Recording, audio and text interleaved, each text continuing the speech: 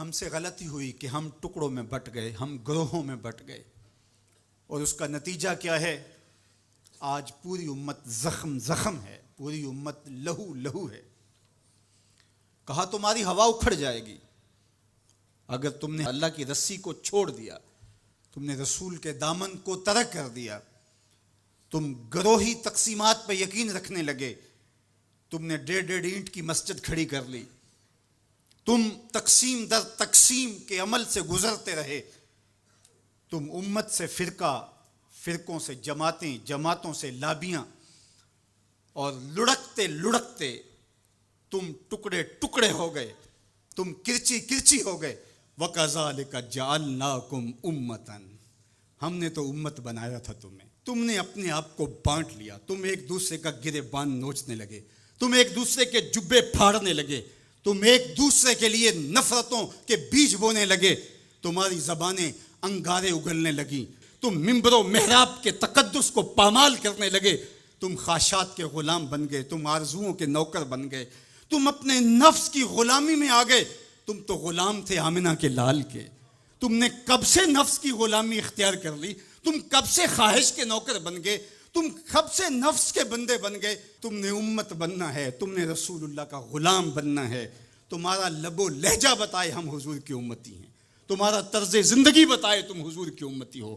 تم ترازو پہ کچھ تول رہے ہو تو لوگ دوسری طرف بھی منہ کر کے کھڑے ہو جائیں، یہ غلط نہیں تول سکتا، یہ امت رسول ہے۔ تم بول رہے ہو، لوگوں کو یقین ہو کہ یہ جھوٹ نہیں بول سکتا، یہ رسول اللہ کا امتی ہے۔ تمہاری وحدت، تمہارا زور ہے، تمہاری طاقت ہے، تمہاری توانائی ہے۔ تو فرمایا وَكَذَلِكَ جَعَلْنَاكُمْ أُمَّةً، ہم نے تو امت بنایا تھا تمہیں۔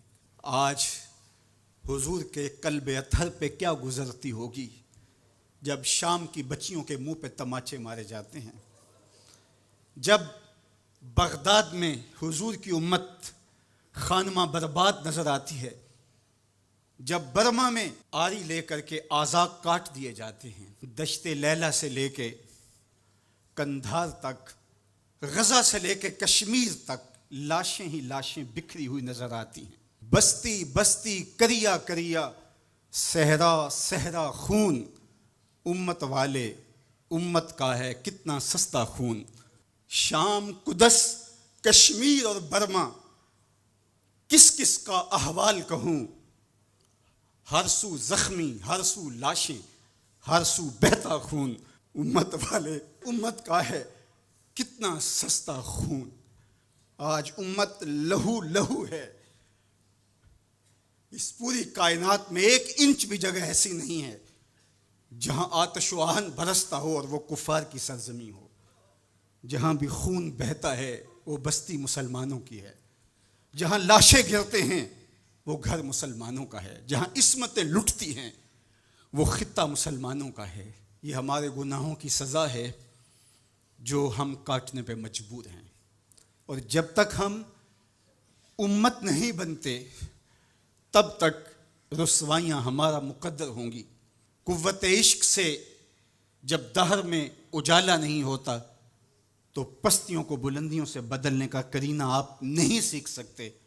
نام محمد کو تھام کر کے، امت کی وحدت کے تصور کو اجاگر کر کے، حضور کا پاکیزہ وجود جو امت کی وحدت کا ضامن ہے، اس سے بے لوث محبت کا رشتہ اور الفت کا ربط جب تک مضبوط نہیں ہوتا تب تک ہم ان مشکلات سے کبھی بھی نہیں نکل سکتے۔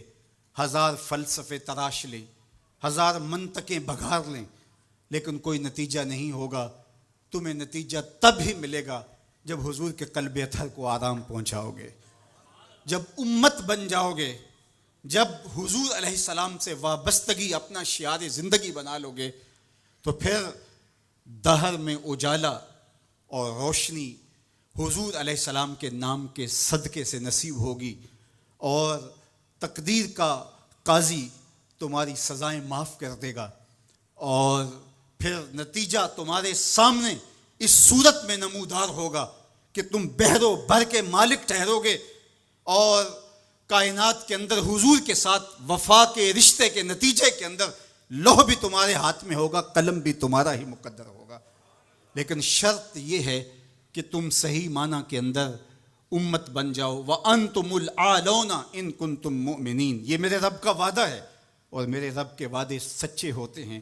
کہا تم ان کے بن کے تو دیکھو، عزت کا تاج میں تمہارے سر پہ رکھوں گا.